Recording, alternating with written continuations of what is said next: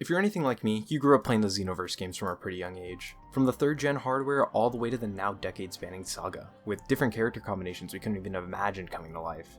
Super Saiyan Goku and Super Saiyan 2 Gohan duking it out against Cell in a final confrontation? We got you.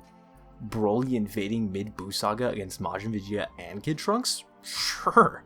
A beauty lesson with Ribrianne as you try to homewreck previously established character relationships? Well, that one's a little bit of a stretch, but you get the idea. As good as the team-ups were, the main appeal was the newly appointed Time Patrol, an organization with the sole duty of protecting fractures in the space-time continuum. Trunks and the Supreme Kai of Time lead the fray, with all kinds of help spanning the last 4 decades of source material. Except you, Dragon Ball, get in your corner! And the gimmick? You're not only playing with your favorite characters, but yourself. Like literally you. This is my guy. He's got weird blue marks on his face, and has my name with a Z and U slapped in there to make it sound more Japanese. I was 11 when I made this character, so if you guys can overlook that one, I'd really appreciate it. Getting to play as your own character in these hypothetical dream matches was something so bizarre yet so interesting.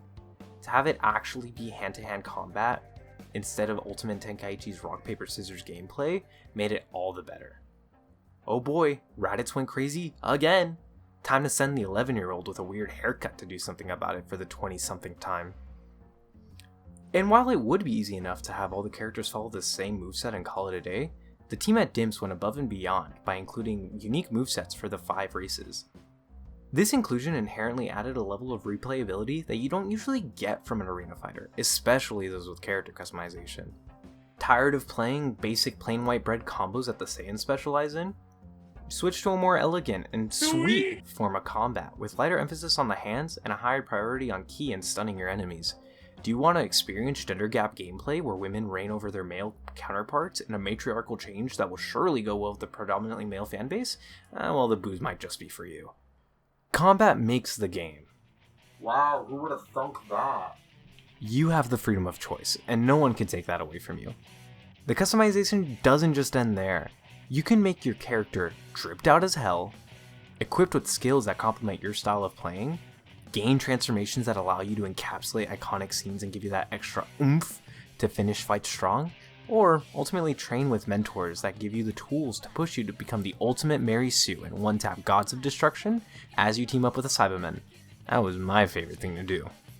And while it's minor, getting to see everyone's creations was awesome. The creativity that was embedded in every single character made the series have the surreal fanbase it has now. Sure, you can play as Goku or the rest of the cast for... Wait, how many parallel quests are there? 185, Jesus! It was completely optional. And hey, that'll always be the case. What the hell? Alright, this topic has been pretty divisive in the community. Xenoverse 3 is introducing a new mechanic that fans seem to think spit in the face of everything I've been saying. Seemingly, during combat, players will have access to a new transformation, in which you can literally embody the essence of previous characters. Based on gameplay and the recent West City trailer, these embodiments, or soul switches, will be composed of prominent characters from the series. After filling up a certain amount of ki or waiting an allotted time, for 41 seconds, you play as an established character and use their power to overwhelm your foes. But what's the point? If Xenoverse is a series built off of self-autonomy and free reign to play as a character of our own design, why do we have to play as Trunks, Piccolo, or even Krillin? The worst part, this mechanic takes up your Awoken skill slot. You're telling me I have to switch my ability to turn into a Super Saiyan to play as the guy with the $30 haircut? It seems counterintuitive. And while it definitely is, I have a perspective that I feel might offer a level of acceptance to this mechanic. When I first saw the scan that introduced Soul Change, I was pretty apprehensive of it. I felt let down. Breakers in my Xenoverse? There's a reason why no one plays Breakers. But the more I thought about it, the more I got excited. While it is a hindrance, I found it interesting that the characters shown in the trailer were all previous mentors in the prior games. Could this bond Krillin mentioned in the trailer be tied to a further evolution in the mechanic? I have a train of thought that leads me to believe that the Soul Switch will be tightly related to the mentor system that was in both Xenoverse 1 and 2. A lot of this speculation stems from a scan that came out earlier this week, with some fleshed out related information to the previous trailer. If you take a look at it, there are 3 points of interest: soul assist, soul change, and battle style. Similar to the trailer, we see Jane Dragon Ball transform into Trunks, and next to that same info box, we see the introduction of battle styles, and to my surprise, we see a Trunks and Vegeta style. If placement and further context clues are anything to draw information from, it seems that by conjuring the image of previous characters, we might learn their fighting styles. In this portion of the scan, we see the same character fire off a Gallic gun with the Vegeta floating around her, kind of like a father-son Gallic gun, or I guess more like a daughter-dad Gallic gun? What I find to be most interesting about this is the fact that we've seen something like this before. In Xenoverse 2, we have similar team-up skills that go by the name Dual Ultimates.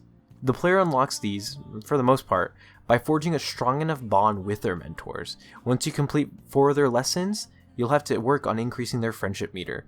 This can usually be done by taking them on quests, playing as them, or even gifting them items. After grinding that out, you will be given their Dual Ultimate, a skill with a flashy attack that goes into an actual animation where you and your bestie fire off their signature move.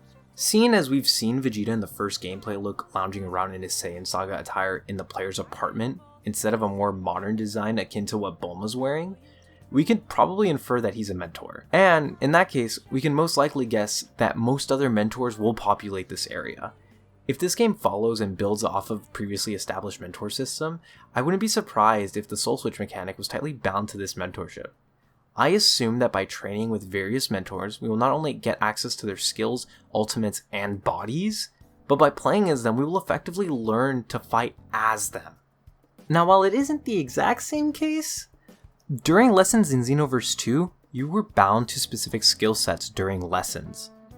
You start with something super basic and default, and as you progress lessons, you're steadily able to use various of their other abilities.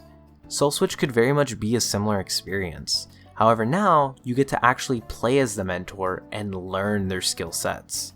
Or even try a new mentor and see if that skill set suits better your playstyle. My pitch for making this feature be as accessible to as many people as possible would be the following. Work off of the system that Xenoverse 2 established. Have your mentor growth be parallel to your progress in the story, while also completing lessons. However, this time, by completing a certain amount of lessons, you'll unlock sync and swap with your mentor. By utilizing Soul Swap a certain amount of times, your skills might enhance themselves to be their Soul Assist counterparts. After then using the skills in tandem with Soul Swap, you will then unlock a final lesson, where you essentially fight your mentor. However, this time, you're using the moveset, not them. And for those who are truly against the idea, maybe gifts from Xenoverse 2 can be reintroduced, and by giving specific items to your mentors, you can skip the whole process, and just get the moveset. Everyone should have the freedom to just play the game their own way, and I feel like this way might offer some leeway for everyone. Soul Switch and Soul Assist are looking to be some very interesting mechanics, all the while being completely optional. I have a strong gut feeling that the player won't have a wide variety of personal transformations until maybe the mid-game. So, Soul Switch might offer a bridge to spice up your gameplay, while also building up interest in other styles of fighting.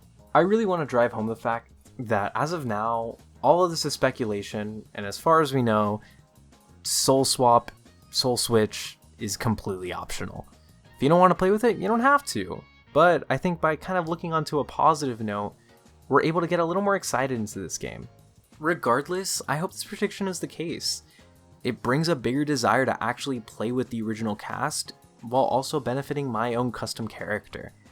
Having new ways to fight is definitely a step up compared to the last couple Xenoverse games.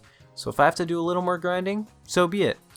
I just hope that they don't remove the original cast, and the only way I get to play as them is 41 seconds in this breaker's ass mechanic. I will kill myself.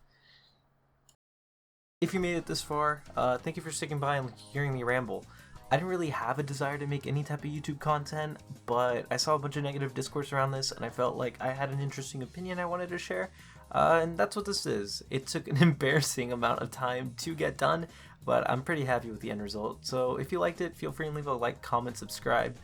Special shout out to all my helpers that helped me reread my script, proofread it, and add some more ideas. And a big shout out to Dro for actually sitting with me and watching me edit this for well over 6 hours.